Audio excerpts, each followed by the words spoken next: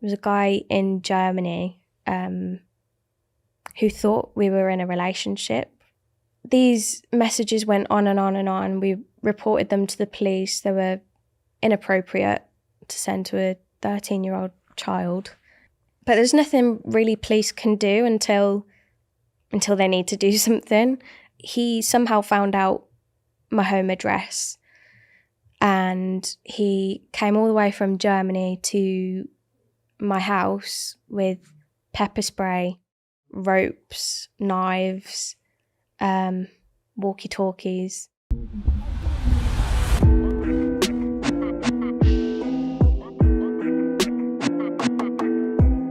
From a very young age, I have always had a fascination with music and singing. I think where my interest for music actually came from was when I was 4 years old. My nan was terminally ill. I spent a lot of time with her at home. My mum wanted me to spend as much time with her as possible before she died. And we would just watch Wizard of Oz over and over and over. And then my nan went to a hospice and we'd visit her there. And I noticed that the only thing that really made her smile was when I sang. I think that's where I found the love for, wow, music can actually make you feel something and bring joy. When I sing, it makes my nan happy. That's what I used to say as a child. I just want to sing to make people happy.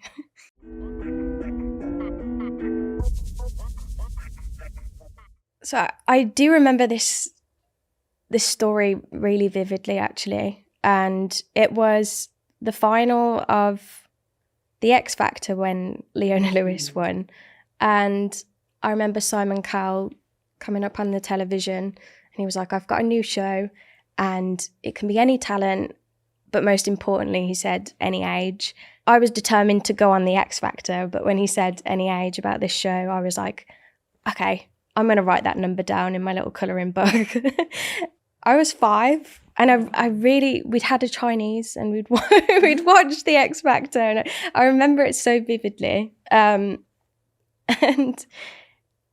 I basically begged my mum to ring this number until they sent an application form through. And I begged my way up until the producer auditions in Birmingham.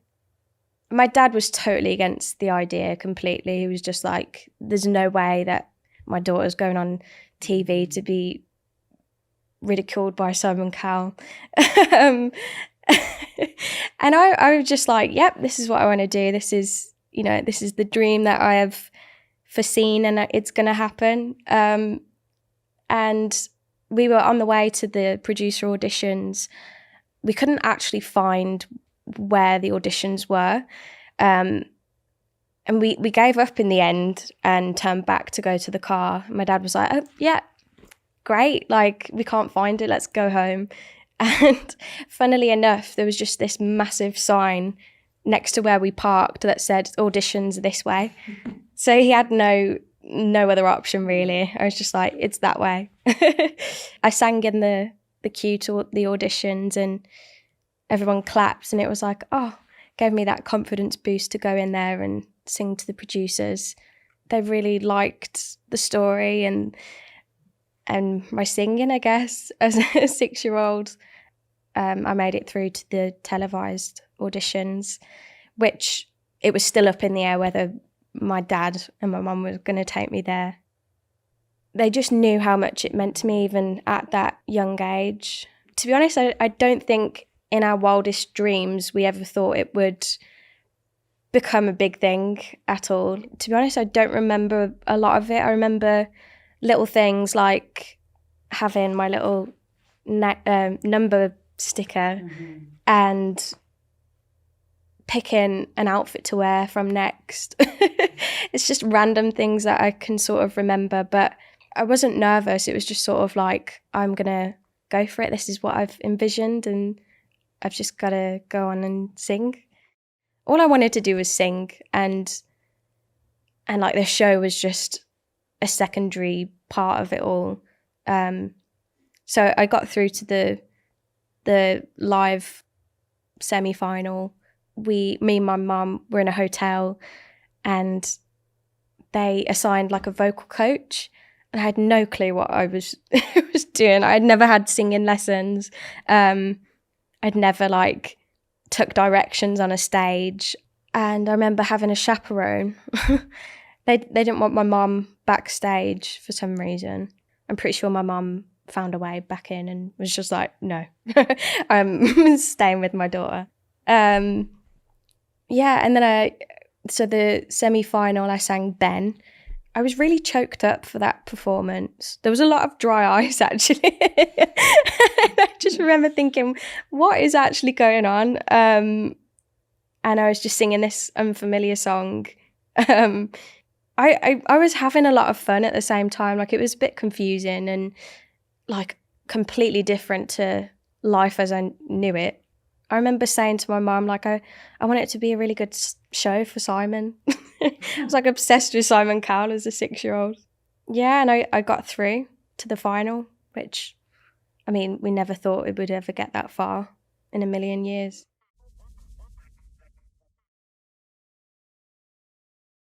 My mum and dad must have been pulling their hair out, trying to protect their 6-year-old daughter. But I remember having a bodyguard after the show called Danny.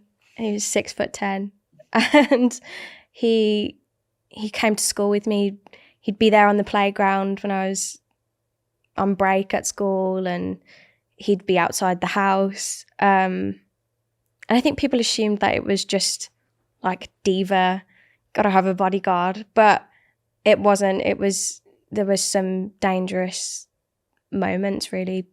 I had people climbing the trees outside my school trying to take a photo of me in my uniform, which just makes me feel a bit sick now. People outside our house as well. There was just press that would just wait outside of our house.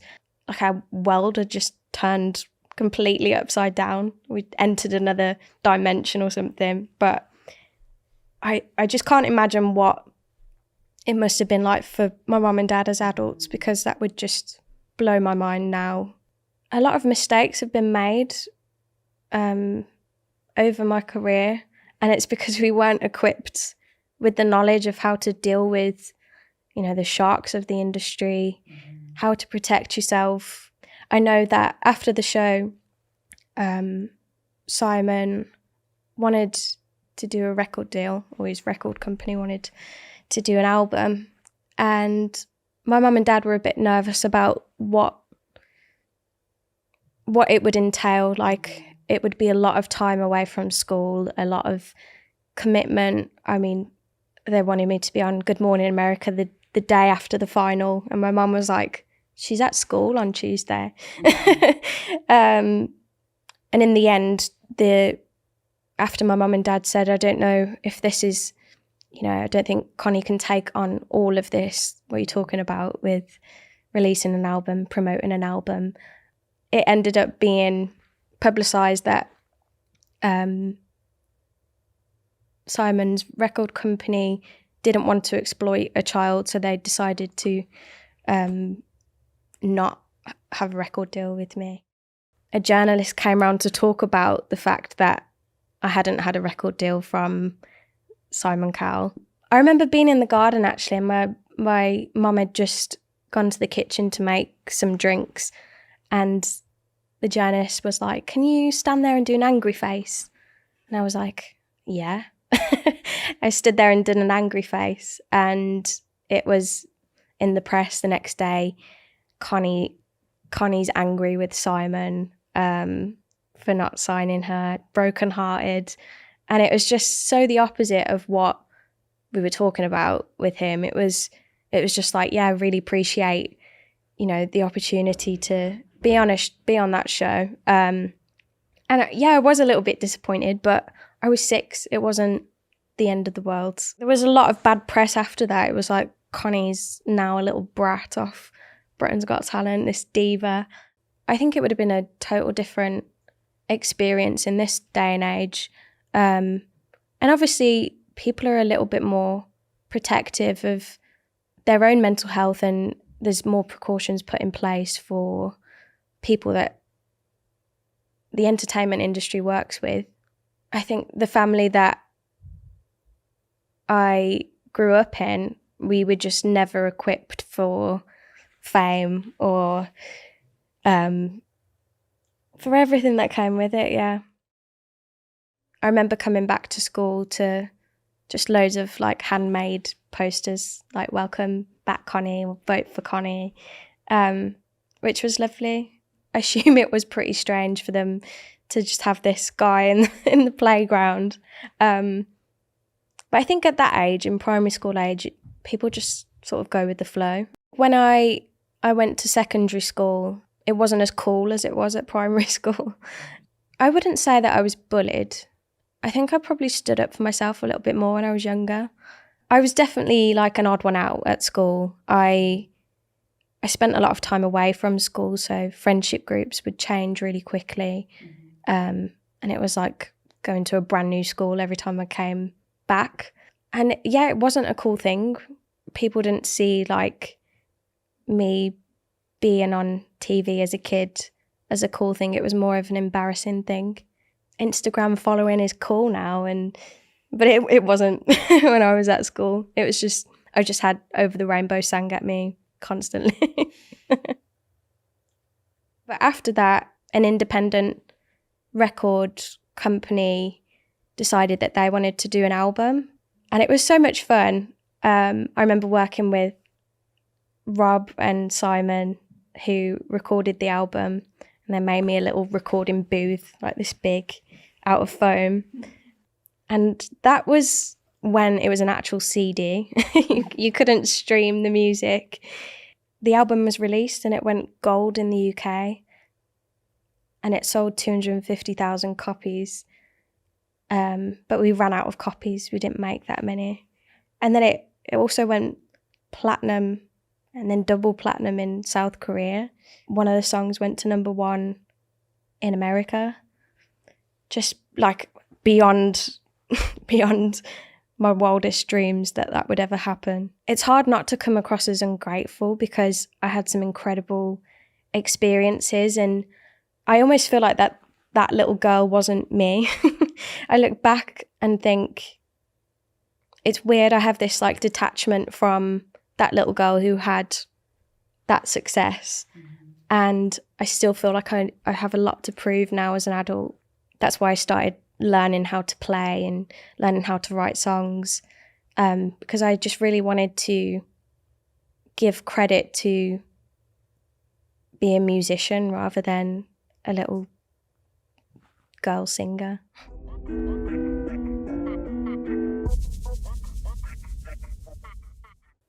I do struggle with the fact that my mum and dad had to spend more time with me than my siblings, because they had a life. They had to go to school and they're older than me. My mum would often travel with me for my career, and even though they tell me like you shouldn't feel guilty for that, I still do. I still feel like I took away a little bit of their time with our mum and dad. My mum and dad basically managed me from a child, so we had to figure out the parent moments and then like the career advice as well. And like my mum and dad were not very privileged financially. We sort of had to work together to make life work. My mum and dad obviously had to miss out on their own work to travel with me. So we sort of functioned as a family unit, which was great. There is a darker side to it all for sure. I mean, the audition video, actually, it went viral on YouTube after the show, and my dad went into the comment section, and it was the first time we'd ever been exposed to mean comments and just that whole world of online horribleness. And to be honest, I can't even repeat the comment because it makes me feel sick. But it was an older man talking about what he'd like to do to a 6-year-old. And my dad told me that he went into the garden and just sobbed. But I can't imagine what that's like to hear as a dad. There was times right after the show where my school was called and told about online images that had been edited of me on adult websites, and it's a scary world. It's a really, really scary world, and I don't think my mum and dad were prepared for actually experiencing that dark side of fame as a child. I don't even think I've told my family this, but I definitely had a problem with food when I was about probably like early teenage years, and my mom was just like, you need to eat. And even today, like if I get a comment about that, it will hit a nerve, but I'll know how to deal with it as an adult. There's so much more to life than that.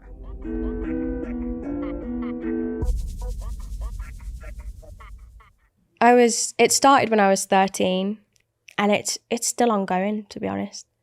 Yeah, so I'd get these messages through my Facebook, and I wasn't managing it at the time because I was only 13, but I could hear my mum and dad concerned about these constant messages that came through. There was a guy in Germany who thought we were in a relationship. These messages went on and on and on. We reported them to the police. They were inappropriate to send to a 13-year-old child. But there's nothing really police can do until they need to do something. And he somehow found out my home address, and he came all the way from Germany to my house with pepper spray, ropes, knives, walkie-talkies, and he knocked on the door, and my brother was there. He sort of sent him on his way. We called the police. They couldn't find where he was staying, and it turned out that he was camping in a park close to my house, and he left walkie-talkies on the doorstep, and they finally arrested him, and he went to prison he was sentenced for 4 years in prison in the UK, and I think he did 2 years, with a restraining order as well. For my 18th birthday, actually, me and my boyfriend, we went on holiday, and I'd just been on the Lorraine show, and Lorraine said, "Oh, what are you doing for your 18th birthday?" Naively, I said, I'm going to Gran Canaria for my 18th birthday. I think I was there for like at least a week, and it was the first time I'd ever travelled anywhere without my parents or family. And I just went to use the toilet in McDonald's. And I came back out, and my boyfriend was hiding from me as a joke, and he was going to jump out at me. So I just sat down at like a table for two because I thought he was still in the toilet. And instead, the guy who has been stalking me for years sat in front. I just froze. I was just like, I couldn't actually believe it at first. I was just like, okay, this guy is a little bit strange. And when he said, "My name is, do you remember me?" My heart just sank, and I just grabbed my boyfriend's hand and ran to the taxi rank. I didn't explain anything. He was just like, "What is going on?" But I didn't want conflict either. I just wanted to get out of the situation.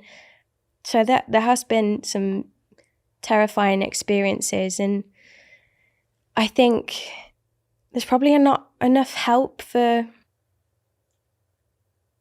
sort of prepare people for this. My mom kept like a baseball bat by her bed for years and years, and moving out of the family home was a massive deal because my mum and dad had to sort of give up their role of protecting me in their house.